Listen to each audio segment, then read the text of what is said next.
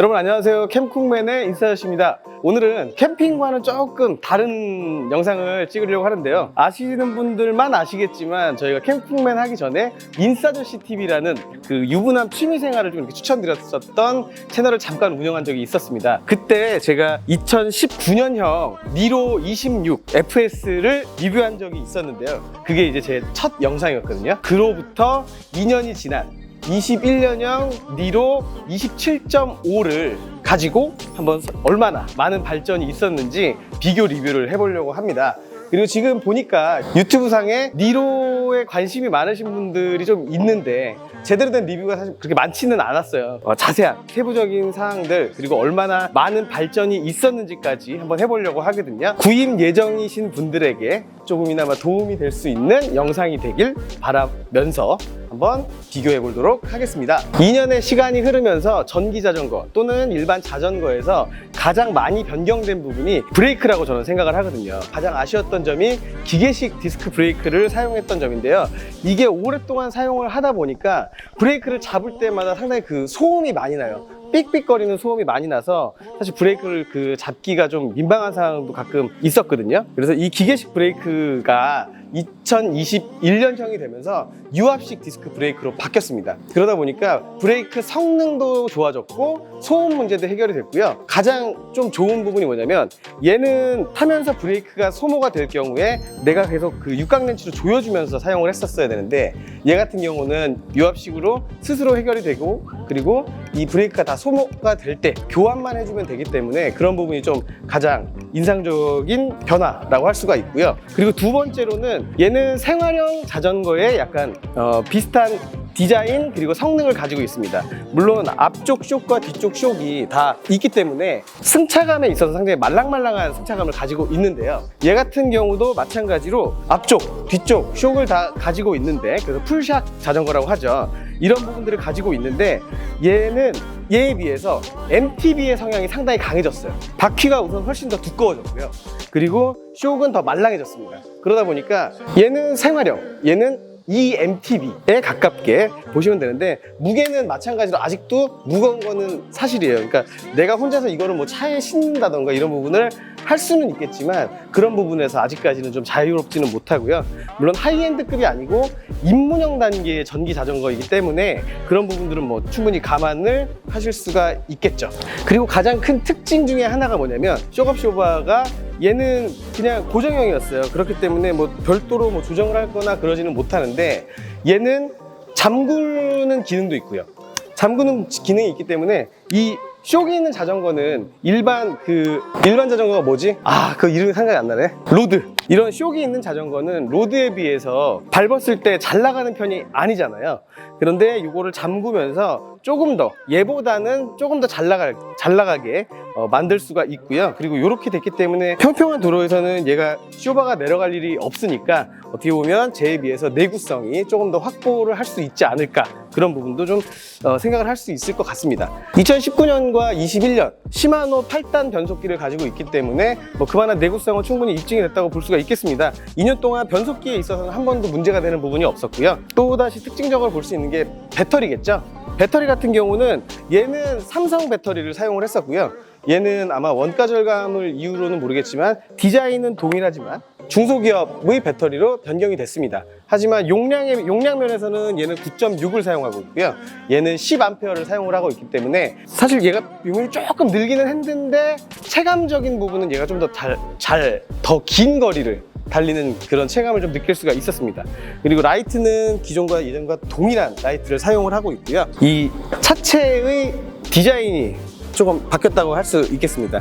그래서 보면 얘는 여기 위쪽 그 차대가 이렇게 평평하게 되어 있는데 얘는 굴곡이 져 있더라고요. 그래서 이게 좀 너무 못생겼다라고 처음에 생각을 했었거든요. 그런데 왜 이런 디자인이 나오게 됐는지 제가 이 자전거를 실제로 타보면서 한번 느낄 수가 있었어요. 만약에 얘 같은 경우에 이 디자인이 이렇게 차대가 위로 저 26 같은 이렇게 위로 된 디자인이었다면 아마 저같이 키가 작은 사람들은 이렇게 쓸 수가 없었을 거예요.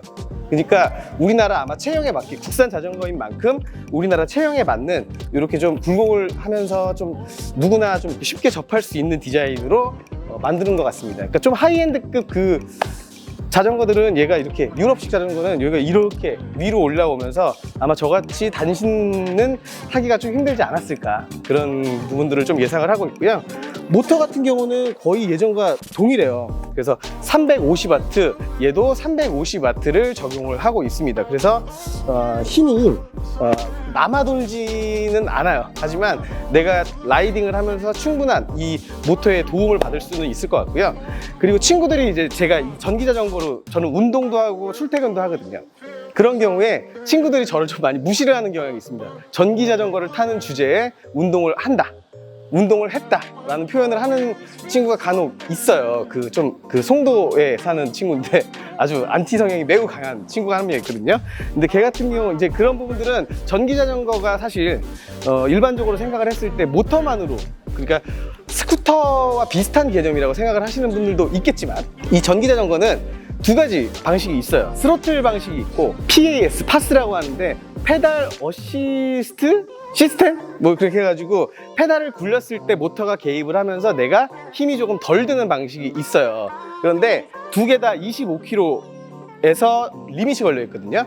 그렇기 때문에 속도가 만약에 25km가 넘어가는 순간에는 이 자전거 모두 모터가 더 이상 개입을 하질 않습니다. 그리고 이 두 가지 모터 얘기가 나와서 드리는 말씀인데, 얘 같은 경우는 리밋이 25에 걸려 있는데요, 모터가 25km까지 쭉 밀어줘요. 그런데 25가 딱 넘어가면 전원이 차단되면서 울컥 하는 느낌이 좀 상당히 강하거든요. 그래서 승차감이 그렇게 좋지 못한 부분이 많은데요, 얘 같은 경우는 21에서 22, 그 스로틀로 했을 때 딱 모터가 그 정도까지만 도와줍니다. 그렇기 때문에 이런 부분에서 울컥하는 면이 없어서 승차감 면에서 얘가 확실히 개선이 된 그런 부분을 느낄 수가 있었습니다. 그래서 확실히 이 알톤의 전기 자전거가 예전에는 좀 초창기에는 상당히 그 품질 자체가 그렇게 좋다고 말씀드리기에는 조금 곤란한 부분이 있었는데, 요즘에는 이제 데이터가 많이 쌓이면서 아마 고객의 불만들을 이렇게 조금씩 더 보완해 가면서 점점 이제 완성형 자전거로 바뀌고 있지 않나, 그런 생각을 좀 많이 하고 있거든요.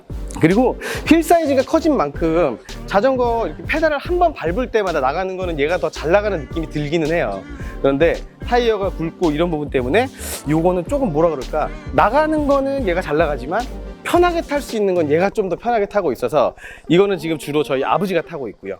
요거는 제가 출퇴근용, 그리고 저녁에 운동용으로 제가 지금 타고 있습니다. 그리고 이제 그 다음으로 이 최고속에 관련된 부분들도 좀 상당히 궁금하실 거예요. 얘 같은 경우에는 제가 동일한 조건에서 좀 이렇게 풀 페달을 했을 때, 내리막길에서 막 열심히 감았을 때 한 40km 정도까지는 나가는 거를 확인을 했고요. 얘 같은 경우는 최대한 50km 정도까지는 나갑니다. 그러니까 바퀴의 사이즈가 큰 만큼 조금 더 속도도 있고, 그리고 나가는 것도 좀 더 잘 나간다, 그렇게 좀 정리를 할 수가 있을 것 같고요. 배터리 같은 경우는 한 1년에 한 번 정도 교체를 하는 편이거든요. 대부분 이제 저희 아버지는 페달 그 어시스트 시스템을 사용을 하시지는 않고 거의 대부분 스로틀을 많이 사용을 하세요. 그런 경우에는 1년에 한 번 정도 배터리를 교체를 하면 되는데, 이 배터리의 가격이 그렇게 저렴하진 않습니다. 한 30만 원 정도를 예상하시면 되고요. 1년에 30만 원 정도의 배터리가 들어가는구나, 또는 뭐 내가 열심히 운동을 하면서 같이 얘가 그냥 좀 이렇게 도움을 주는 정도로 사용을 하시면 2년에 한 번 정도는 갈아야 된다 라고 생각을 해주시면 좋을 것 같습니다. 그러니까 일반 자전거보다는 확실히 전기 자전거가 비용이 많이 좀 유지비가 많이 드는 편이죠.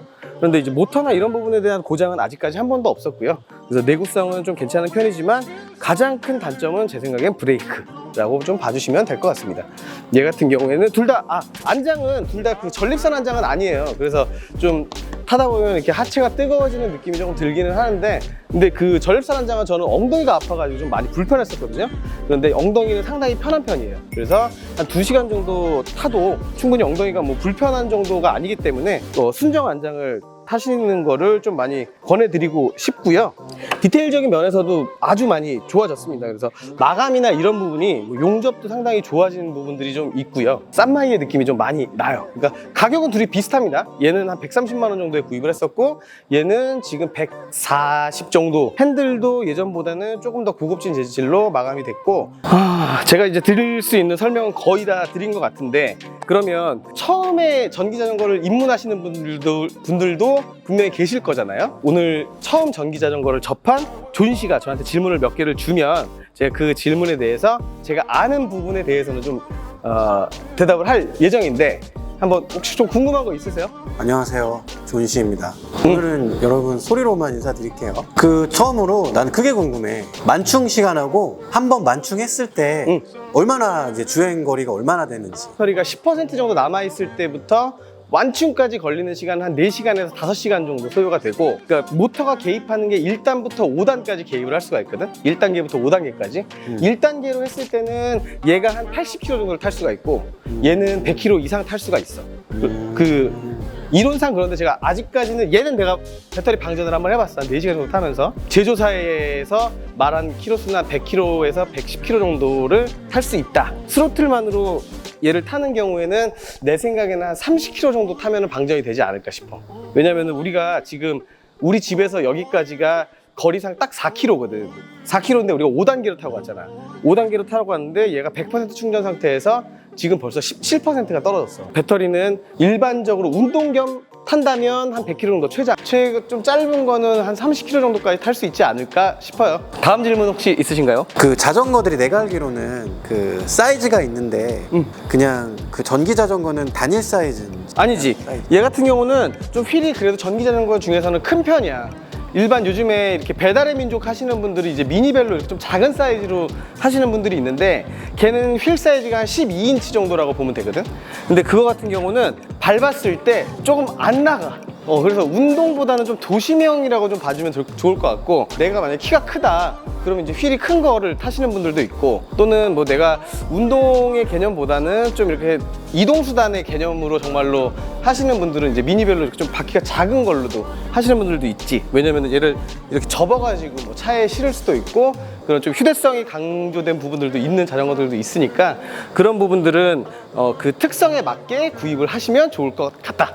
사이즈가 작아지면 좀 싸지나? 그냥 뭐 일반적으로 생각하는 자전거의 가격은 아니죠. 물론 이제 전기 자전거지만. 근데 이제 어떻게 보면 진입 장벽이 딱 입문자들한테는 가격에서 딱 막힐 것 같긴 한데. 아니, 사이즈는 가격과 비례하진 않아. 가격을 낮출 수 있는 방법은 내가 봤을 때는 딱 2가지가 있다고 보는데, 우선 이 쇼바의 유무 풀샥이 있는 반면에 중간 단계에 있는 앞조국만 있는 상품이 있고, 또는 리지드 둘 다 없는, 승차감을 포기하고 가격을 택하는 부분들, 또는 아까도 잠깐 얘기를 했지만 이 쇼기 없으면 한번 밟았을 때 얘가 눌리는 이런 게 없기 때문에 힘 전달이 고스란히 뒷바퀴로 가거든. 가격과 사이즈는 비례하지는 않지만 가격을 저렴하게 가려면, 여지까지 내가 봐온 바로는 사이즈가 조금 작고 이 둘 다 앞뒤에 쇼바가 없는 제품들이 한 60만 원 정도에서 국산 제품을 구입을 할 수가 있어. 그러니까 중국산을 물론 구입을 하시는 분들도 있겠지만, 나 같은 경우는 이런 이동수단은 사실 중국산보다는 우리나라 제품, 최소 우리나라 제품을 구입을 하는 게, 물론 더 좋은 제품들도 많이 있겠지만 최소 우리나라 제품을 구입을 하는 게 정신건강에 좋지 않을까. 왜냐면 고장나면 짜증나거든, 요거 같은 경우는. 거기에다가 그 부품 수급이 상당히 문제가 될 수가 있어서 되도록이면 우리나라 제품 이상의 것을 선택을 하는 게 좋지 않을까. 최소한 예산은 전기 자전거를 선택하는 데 있어서 한 60만 원 정도? 그 정도 생각하시면 좋을 것 같습니다. 나 한 대 살라고. 아, 진짜로? 너무 좋아서 사실 타봤는데 처음에 오면서 이제 언덕을 조금 오면서 이 부분이 전기가 개입을 하면은 그냥 올라갈 수 있을까 했는데, 속도는 조금 느려지긴 하지만 뭐 무리 없이 그냥 막 올라가더라고. 맞아. 되게 운동도 되면서 나는 뭔가 이제 지금 또 8월 이제 말로 접어들면서 밤에는 좀 꽤 쌀쌀해지잖아. 그렇지. 지금 이제 딱 바람 맞으면서 이 자전거 타면서 이제 그 만끽하기 딱 좋은 날씨? 맞아. 그래서 한 대 있으면 나 진짜 좋을 것 같아. 그리고 만약에 와이프하고 부부끼리 그 동네에 이렇게 자전거 타는 길이 있으면은 즐기기에는 정말 이만한 게 없는 것 같아. 그리고 하체가 건강해지기 때문에 부부관계에 상당히 좋지 않을까. 그래서 나는 그리고 자전거라는 것 자체가, 내가 만약에 이 전기 자전거가 아닌데 자전거를 타야지 그러면 좀 많이 부담스럽거든. 왜냐면 일단 되게 힘들겠다, 그런 부분들이 좀 있는데, 얘는 그렇게 또 부담은 없어. 왜냐면 내가 힘들면 스로틀을 올면 되거든. 그러니까 그런 부분들에서 오히려 일반적인 자전거보다는 이런 걸로 자전거를 좀 이렇게 진입하시는 것도 추천드릴 수 있는 부분이지. 그리고 또 혹시 있나? 이제 질문이 없네요. 그러면 이제 전기 자전거 이 니모 알톤 니모 26FS하고 알톤 니모 27.5 하고 비교를 한번 해봤는데요. 우리나라 자전거가 사실 제가 이거를 처음에 샀을 때 저희 그 자전거 용품 하시는 분이 제가 이제 사회인야구 하는 같은 팀에 있어요. 근데 요거를 살 때 되게 막 뭐라고 했었어요. 알톤을 왜 사냐고. 알톤 자전거를 도대체 왜 샀냐. 이건 자전거가 아니다. 3천리를 샀어야 된다. 그랬거든. 근데 이 얘네들이 전기 자전거에 상당한 많은 투자를 한 걸로 알고 있어. 2년 만에 이런 변화가 있을지는 나도 예상을 못했어. 그래서 원래는 나도 유럽산 제품을 사려고 했었거든. 근데 가격이 400만 원이 일단 다 넘어, 대부분. 그래서 너무 부담스러워가지고 좀. 근데 얘 만족도가 사실은 만약에 100점 중에서 한 50점, 60점 정도밖에 안 됐기 때문에 요거를 재구입을 하는 거지. 어떻게 보면 그 개선 상품을 재구입을 하는 데 있어서 좀 망설임이 많았거든. 도박이다 생각하고 얘를 148만 원인가? 아무튼 좀 저렴하지는 않지만 전기자전거 축에서는 좀 저렴하게, 이제 내가 회사가 이번에 이사하면서 약간 멀어졌잖아. 4km로 원래는 걸어 다니다가 그 이동수단으로 얘를 구입을 했는데 지금까지 내가 딱 150km 정도를 타면서 상당히 만족스러운 부분이 더 많아. 그리고 앞으로가 더 기대되는 알톤. 지금은 보급형에 되게 주력해서 상품을 만들고 있지만 앞으로는 고급형 자전거까지도 아마 만들 여지가 있어 보이고. 그래서 주식 산다 안 산다? 알톤 주식 산다 안 산다? 얘네 주식이 있어? 상장하면 상장하면 안 사지. 안 사. 하지만 자전거는 산다. 23 만약에 2년 뒤에 얘가 좀 많이 헐어서 또는 뭐 우리 아버지가 아마 이게 고장 나면 요거를 노리실 거거든. 아마 노리실 거야. 항상 노리실 건데 만약에 또 다시 전기 자전거를 사야 된다면 나는 이 다음에는 더 이상 의심하지 않고 알톤 전기 자전거 살 것 같아. 만약에 이 전기 자전거를 구입 예정이신 분들이 있다면 나는 그냥 사셔도 된다라고 생각해. 이 여지까지 축적된 데이터를 믿고 구입을 하셔도 되지 않을까. 그러니까 내가 2대를 구입한 사람이 전국에 그렇게 흔치는 않을 거거든. 믿고 아마 구입하셔도 충분히 즐기실 수 있을 거고 편리함을 느끼실 수 있지 않을까 싶습니다. 네, 이렇게 해서 알톤 전기 자전거 19년과 21년 2년 동안 많은 어떤 변화가 있었는지 한번 확인을 해봤고요. 혹시라도 궁금한 부분이 있으면 댓글 남겨주세요. 댓글 남겨주시면 제가 시간이 되는 대로 정말 자세하게 안내를 드릴 수 있도록 해보겠습니다. 그리고 원래대로는 저희가 이번에 캠핑 요리를 했었어야 되거든요. 근데 태풍이 와가지고 그 예약한 캠핑장을 또 취소했어요. 그래서 다음 영상에서 이제 캠핑 요리를 존 씨가 할 거고, 요거는 정말로 없는 아이템 끌어다가 쓴 거예요. 이런 부분 우리는 그래도 이렇게 꾸준하게 노력을 하고 있다, 이런 부분을 좀 가볍게 여기셔서 구독과 좋아요 좀 꼭 좀 눌러주시고 앞으로도 꾸준함의 캠핑맨이 될 수 있도록 노력하겠습니다. 감사합니다. 또 뵐게요. 안녕히 가세요.